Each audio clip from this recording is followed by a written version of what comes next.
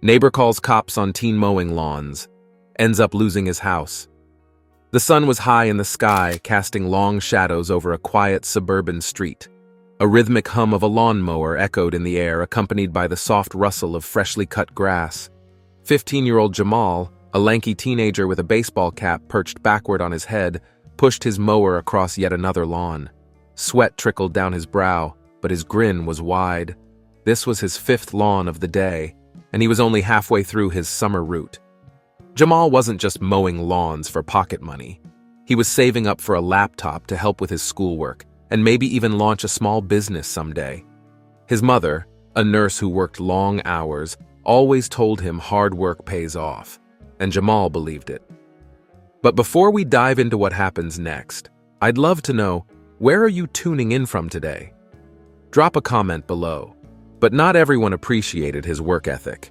From the window of a 2-story house at the end of the street, Gerald Watson, a middle-aged man with a perpetual scowl, watched Jamal with narrowed eyes. Gerald had lived in the neighborhood for years and considered himself the unofficial enforcer of order. To him, Jamal's lawn mowing business was an eyesore, a disruption to the pristine, silent atmosphere Gerald valued so much. "He's making the street look like a marketplace," Gerald grumbled to his wife, who rolled her eyes and continued scrolling through her phone. When Jamal moved onto the lawn next door to Gerald's, the man had had enough. He stormed outside, waving his arms. "Hey, kid!" Gerald barked, marching toward Jamal. "What do you think you're doing?" Jamal stopped the mower and looked up, startled. "I'm mowing Mrs. Thompson's lawn, sir. She asked me to." "Well, you're making a racket and ruining the peace of this neighborhood," Gerald snapped. "You don't have a permit for this, do you?" Jamal frowned, confused. "A permit? I'm just mowing lawns. I don't think I need one." Gerald smirked, pulling out his phone. "We'll see about that." Before Jamal could protest, Gerald dialed 911. When the police car pulled up 15 minutes later, a small crowd of neighbors had gathered, curious about the commotion. The officers approached Jamal, who stood by his mower, looking nervous but polite. One officer, Officer Daniels, spoke first. "What's going on here?" Gerald pointed an accusing finger at Jamal. "This kid is running an illegal business, disturbing the neighborhood with his noise. He doesn't have a permit for this kind of work." Jamal looked at the officer, his voice steady but tinged with frustration. "I'm just mowing lawns, sir. I didn't know I needed a permit to help out my neighbors." Officer Daniels raised an eyebrow at Gerald. "A permit for mowing lawns?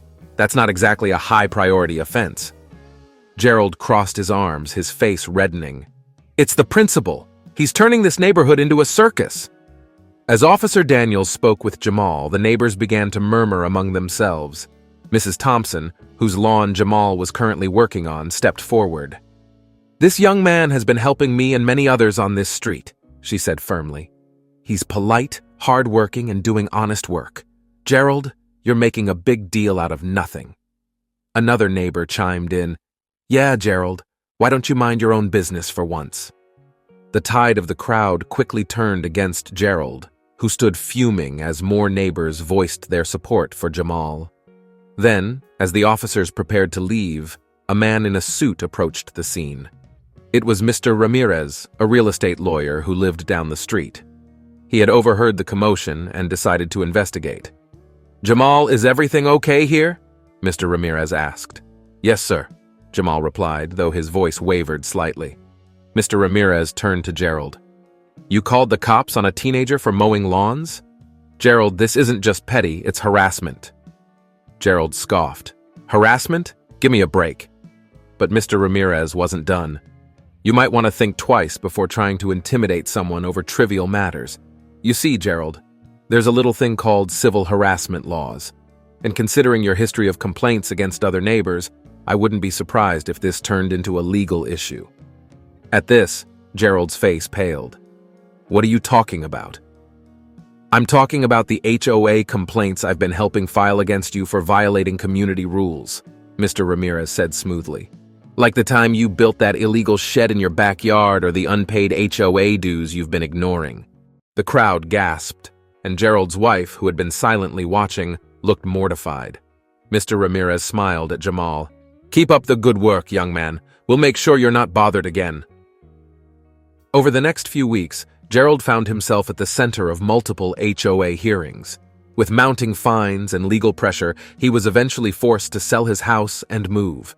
As for Jamal, his lawn mowing business flourished. The neighborhood rallied around him, offering tips, referrals, and even donations to help him reach his goal. By the end of the summer, Jamal not only had enough for his laptop, but also started a savings account for his future. The lesson was clear.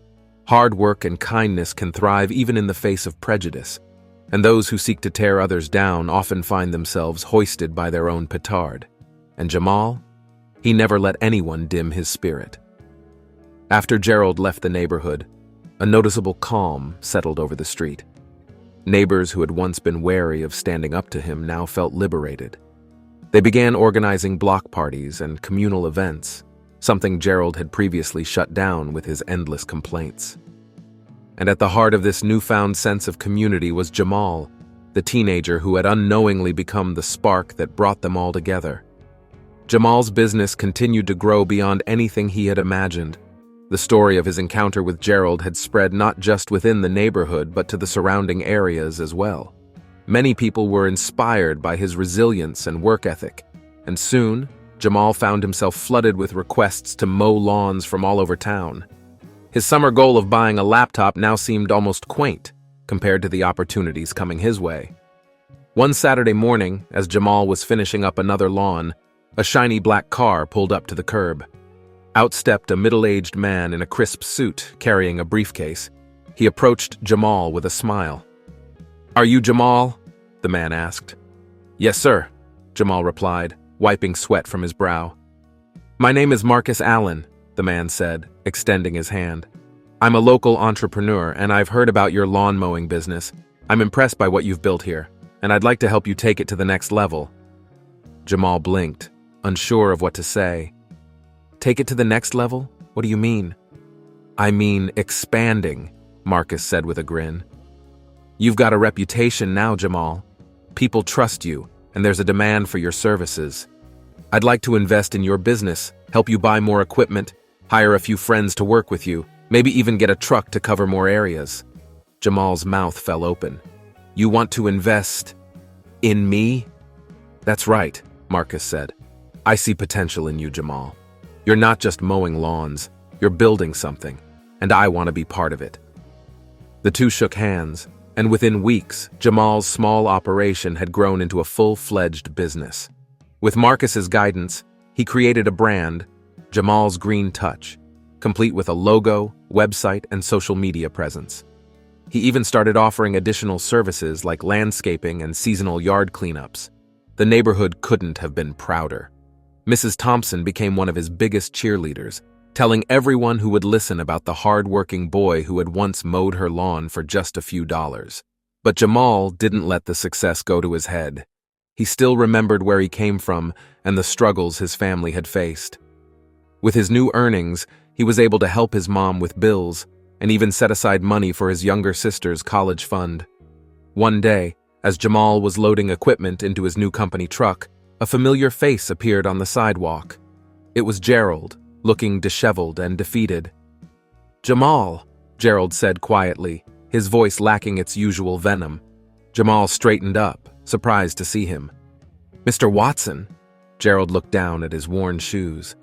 I just wanted to say I was wrong. About everything. I judged you unfairly, and I let my anger get the better of me. I've lost a lot since then. My house, my reputation, and it's my own fault. But seeing what you've done, how you've risen above it all, I just wanted to apologize." Jamal studied him for a moment, then nodded. "I appreciate that, Mr. Watson. It takes courage to admit when you're wrong." Gerald looked up, relief flickering in his eyes. "Thank you. And good luck with everything. You're doing something amazing here." As Gerald walked away, Jamal felt a weight lift from his chest. Forgiveness wasn't always easy, but it was powerful. Drop a comment if you enjoyed this story. It doesn't cost you anything and you'll make me very happy. Thank you.